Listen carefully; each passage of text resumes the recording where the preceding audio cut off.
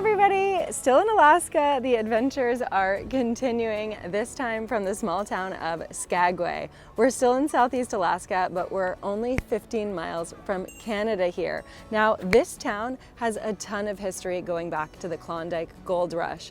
And I'm going to show you a little bit of town, but we're going to be heading up this train in just a couple of hours to head to a glacier. Skagway is a small town. It has just around 1,000 year-round residents, which doubles in the summer to deal with more than 1 million tourists. Skagway is a cruise town. Right now there are actually 4 ships in. Sometimes there's more, which means there can be up to 20,000 people here in this teeny tiny little town during the day. So it's really busy. There are a lot of shops here, lots of restaurants to explore as well, but we're going to be getting out of here and leaving all these people behind in just a few hours. Skagway was an important port during the Klondike Gold Rush and is also part of the setting in the book, The Call of the Wild. In 1896, gold was found in the Klondike, and within 2 years, Skagway grew to be the largest city in Alaska with around 10,000 people. It was a town of lawless proportion, with fights, prostitutes, and liquor ever present in the streets.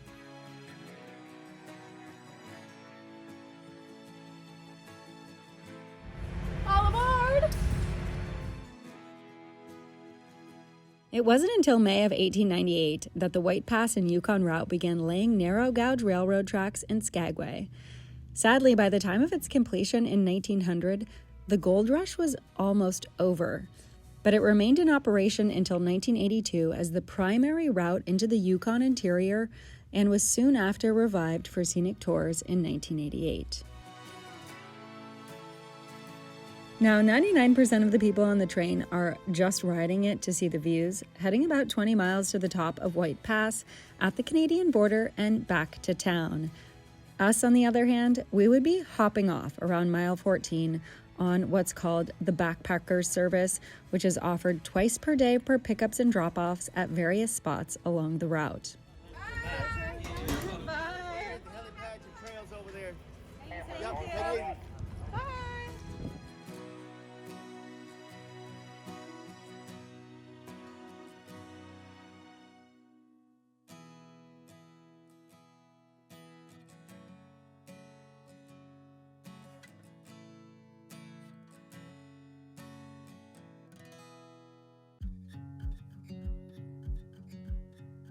I am off the train. This is where I'm heading. It's about 1.5 miles to the cabin where we're gonna be spending the night tonight. But I wanted to give you a little bit of info about this train and this area. So north of Skagway was part of the gold rush, the Klondike Gold Rush. And this train was actually built, one of the trains anyways, around 1898. Before that, all the people coming up here to look for gold actually hiked the Chilkoot Trail, which is a nearby trail that goes up through this mountain pass. Now, people would have to do it dozens of times to get all of the gear they had for the gold rush up and down this mountain. Many people died, many animals died, but the area itself is just absolutely stunning.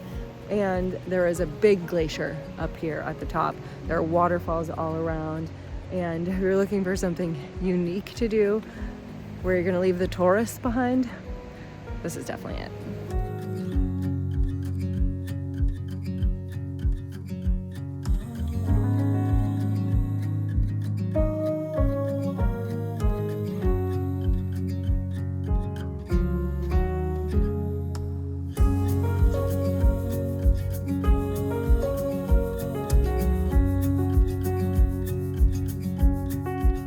Our first wildlife is a wild Alaskan porcupine. Hi, Mr. Porcupine. Look at him. Oh my gosh. Oh my gosh. No way. Oh my gosh.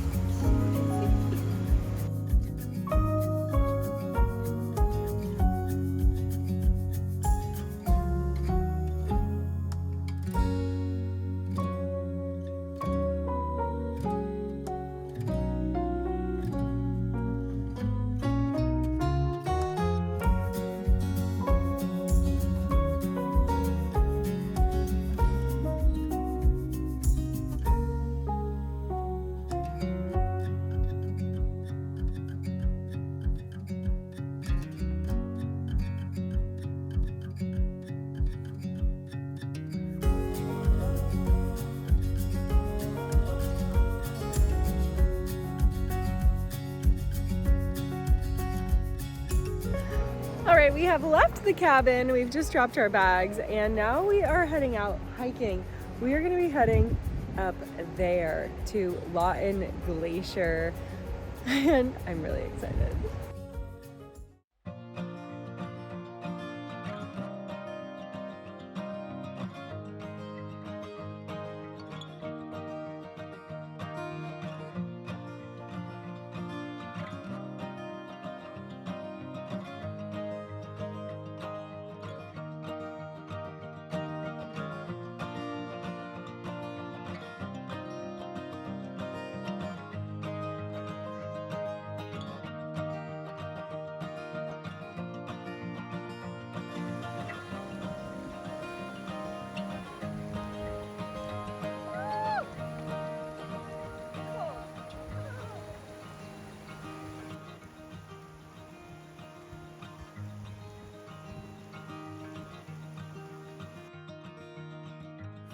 About to take an ice bath in a glacier-fed river.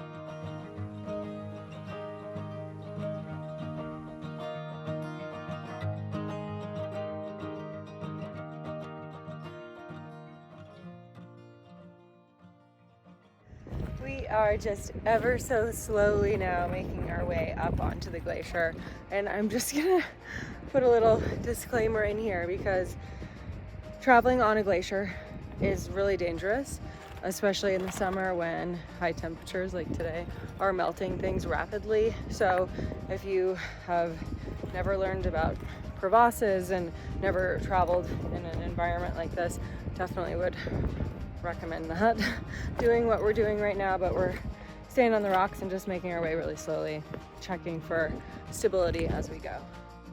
All of these rocks we're climbing over are called moraine, which are a massive rock and sediment that have been transported within, beneath, and in front of the glacier. And as the ice melts, more of these rocks and debris are exposed.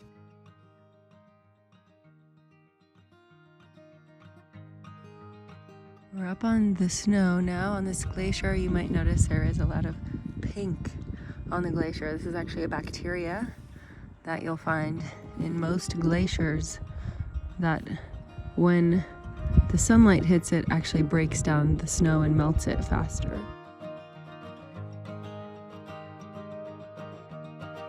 There are 664 named glaciers in Alaska, so there are a lot. And it's what so many people coming to Alaska come to see. But this hike, getting to not only stay right by the foot of this glacier, but hike on it and have the entire place to ourselves is just absolutely wild.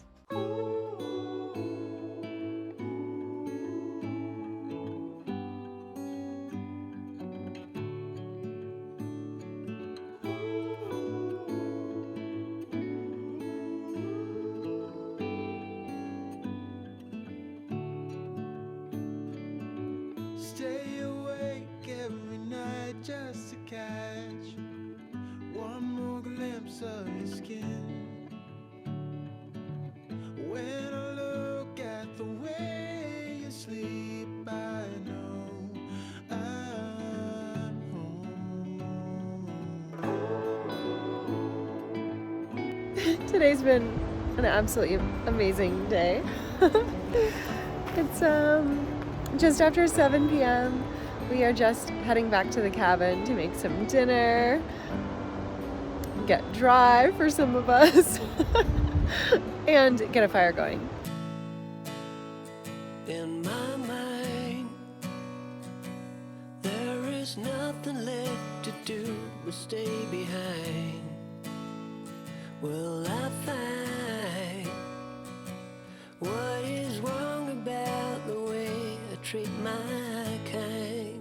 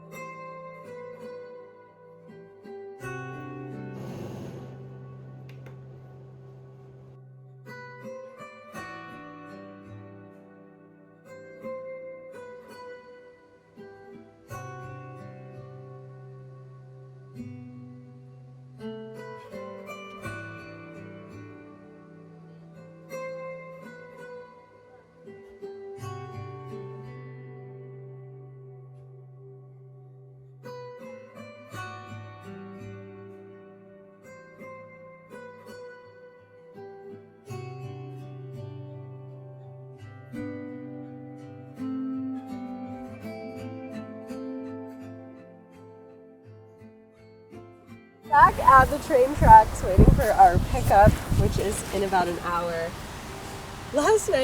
Yesterday, just so fantastic. I really loved this experience, and if you want to do something similar, this was actually a national forest cabin, which you can book through the Tongass National Forest. It is only open when this train is running, so in the summer months, I believe if you want to do it, you come to Skagway, you reserve the cabin for the dates that are available, and you hop on the train. They will drop you off. It's super easy, as you saw, and pick you up at certain scheduled times. So it makes this adventure not only really unique, but really easy as well as far as logistics.